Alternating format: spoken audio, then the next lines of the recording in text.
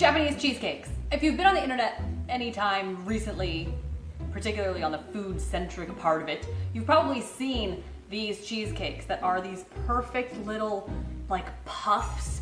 They're all brown on top, like golden brown, and they look like they're a pillow, but it's cheesecake. I'm sure you've seen it. There's lots of videos out there of them making them in Japan. They have like a little iron, they brand it, they put their little logo on top. If you haven't seen it, pull up a tab, search that real quick. Japanese cheesecakes. They are the most beautiful little things a cheesecake has ever been. It's one of the most adorable, beautiful little cheesecakes I've ever seen. I don't know how they're made though. Growing up in America, I'm used to the New York cheesecake or the standard just American cheesecake, which is pretty much cream cheese, egg, sugar, and vanilla. I think are usually the only ingredients that go into it. Other people have their own variations, but for the most part, that's it. It's a denser sort of cheesecake, has a graham cracker crust on the bottom, and I love that. That is a delicious cheesecake. But I want to try the Japanese version. I haven't made one before, so I have no idea if it's going to turn out. So let's just start. And boom, all the ingredients are done. Oh, that was easy. First things first, it says to heat the cream cheese, butter, and milk over a double boiler. I'm not using a double boiler because that takes forever. I'm just going to put my pan directly on the stove and keep it on a lower heat while this stuff melts. Okay, that's all lovely and melted. Kind of chunky, needs to be whisked. So we'll move it to the big bowl. I don't know if you can see it, but it is steaming. It does say to wait for it to cool off before you add all the stuff in. I'm not that patient. Okay, then the instructions just say to fold in the flour mixture, the egg yolks, and the lemon juice. That's not particularly clear. It doesn't say what order to do it, or if you're supposed to mix them up first. I also am not so sure that folding it is gonna work very well. So, whisk, one of my favorite tools. And I'm thinking maybe we do some of the flour first. And we'll stir it. Yes, okay, see, that works great. Now it's like pasty almost. Instead of being clumpy, which is I think what would happen if you tried to mix the flour and the egg yolks together first. So, all the flour first. Woo-hoo. Mix all that together. And then to maybe thin it out a little bit, I'm sure it's for flavor or something, I don't know. Lemon juice. Again, I don't know how you fold this. I think it would be so chunky if you folded it. We'll see folding later when we do the meringue part. Okay, now I'm sure the reason it says you need to cool it down is so you don't cook the egg yolks when you mix the hot mixture with the yolks. But I think since I added the flour and the lemon juice, I mean, it's still pretty warm, but it cooled it down enough. I'm just gonna put these in, and I think so long as you mix it fast enough, it sort of tempers the eggs. I'll do a video of that later. But it tempers the eggs so that they don't just sit there on top and cook. They actually get mixed in and they all become an even temperature. So, all at once. Yeah, see, look at, I hope I don't spill it. Ooh, totally mixed. It's perfect. That worked out really nicely. Now it says we have to make a meringue, which is just egg whites, sugar, and a little bit of cream of tartar. I don't really know what cream of tartar does. I think it stabilizes it, but I'd have to look that up. So first we're gonna put all the egg whites in the bowl. Ooh. And then it says to whip these until they start to get foamy, and then you add in the cream of tartar. So we'll do that. Okay, now it has some bunch of different uneven little bubbles on top. That looks like foam. So, cream of tartar. Doesn't say how to add it, so all at once. And then we mix that in until it starts to get really foamy, like there's no more liquid left, and then we start to add the sugar. Okay, now it's really foamy, so it says to add the sugar in next. Again, doesn't say how, so all at once. Sounds good to me. And now we beat this until soft peaks form. I'll show you what that looks like, and then I'll make a video about peaks. Okay, let me show you this real quick. So, you can see the meringue. It is a soft meringue. You can see that it runs off of the whisk. So it's soft, but that's not soft peak, because if you try and pick it up, it's just runny, so it needs to do a little bit longer. Okay, now we are at soft peak. So basically it's when you lift the whisk up, it forms a little peak, but the peak falls over. It doesn't stay in a nice point. That is soft peak. And that is exactly what we're looking for. Oh, it's perfect for this cheesecake, according to the recipe. Okay, now we'll be doing some real folding. It says to take a third of the meringue mixture and fold it into the cheese and egg mixture. So we'll take a third.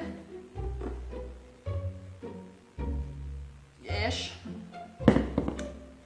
And then fold it, which is sort of like picking it up and, well, folding it over in on itself as opposed to stirring. And you don't want to stir when you make meringue because what that does is it deflates it and takes all of the air that you just whipped into it and takes it out of it. So when it comes to meringue, the folding is very important.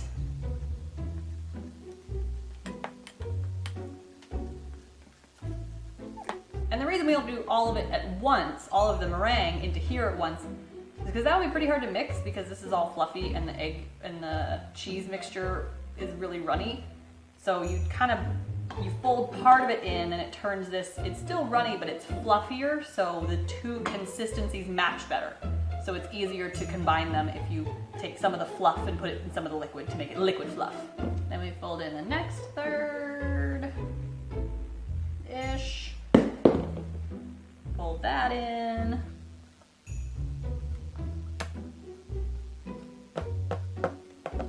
And the last bit.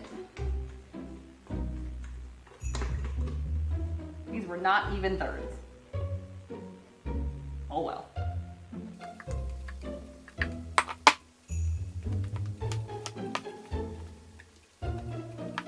Okay, that seems pretty well mixed. You can see it's not super runny anymore. It's more kind of globby, which is good. That means we didn't totally deflate the eggs. And then I have my pan ready. It says to use a 9-inch round pan. And the weird thing about this cheesecake is there is no crust. There's no graham cracker crust. There's no bottom. It's just this fluff stuff. And I am using a springform pan, which is the sort that has, where is it? The sort that has this clip on the outside and the side detaches from the bottom. I put foil on the outside because this is going to go into a water bath. The foil doesn't actually do anything for the cooking. It's just for making sure that no water gets into the pan because it can seep in if it's slightly loose somewhere. It doesn't say to grease the pan, so I'm just gonna put the batter straight in. Oh, it's so fluffy. If you're one of those that was taught when you were younger during baking that you tap the pan to get the bubbles out, don't do that this time because you want the air in there so that it gets supposedly really puffy. And then I have a larger round pan that I will use to hold the water for the water bath. So we'll put that right in there. And then we're gonna pour the water in. Ooh, careful not to get it in the cheesecake.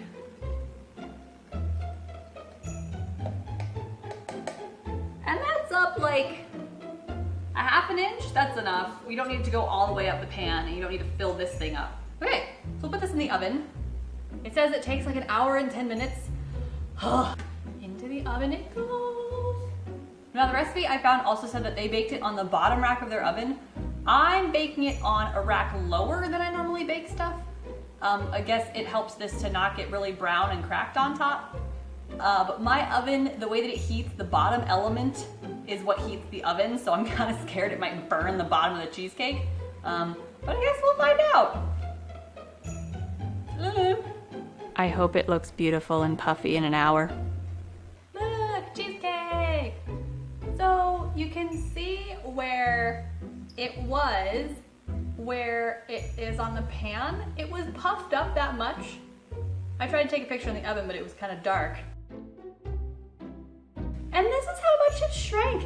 It said to leave it in the oven for 1 hour. After it's done, you just turn the oven off and then leave it in there with the door open so that it cools down slowly. Otherwise, if you take it out, it'll shrink really fast because the air is it goes from so hot to so cold, it'll just poof and shrink and be all wrinkly. And it still shrank a bunch and I left it in there.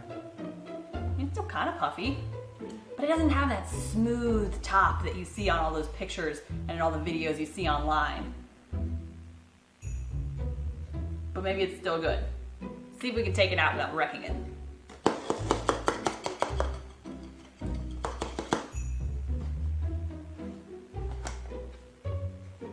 Well, so far so good. It's like, what is this? What is this line? Why couldn't it just stay puffed? Oh well. It's still pretty foamy. So let's cut a slice and we'll see what it's like on the inside. Hopefully it's done. Look at that. Oh. Let's see. Okay, let's try it. Let's try it. It's so like a sponge. It's really different. You can taste the cream cheese, but it's not as heavy as the American cheesecakes that I'm used to. It's pretty good. To be totally honest, I think I prefer the really heavy, dense cheesecakes that I'm used to eating, but this is a fun alternative. We'll call this mostly successful. It does taste pretty good. It has an interesting texture. It didn't sink, which is kind of what I was afraid of.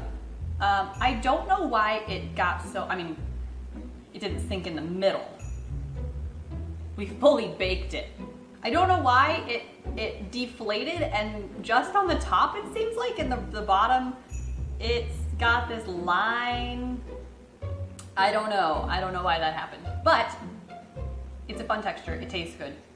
And even though it doesn't have that pretty smooth, perfect pillow top, it still looks pretty darn good. So yeah, I will put this recipe down below for now until I get a website up. And I highly recommend you try this. It's fun to make and it's pretty easy. And you end up with a really different cheesecake than what you're used to, especially if you grew up in America. Definitely try this. Thank you so much for watching this video. If you enjoyed it, leave a like down below and make sure you comment if you make this and let me know how yours turns out. Hit that subscribe button down below if you want to see more videos like this, and follow me on Instagram and Twitter for updates. Bye!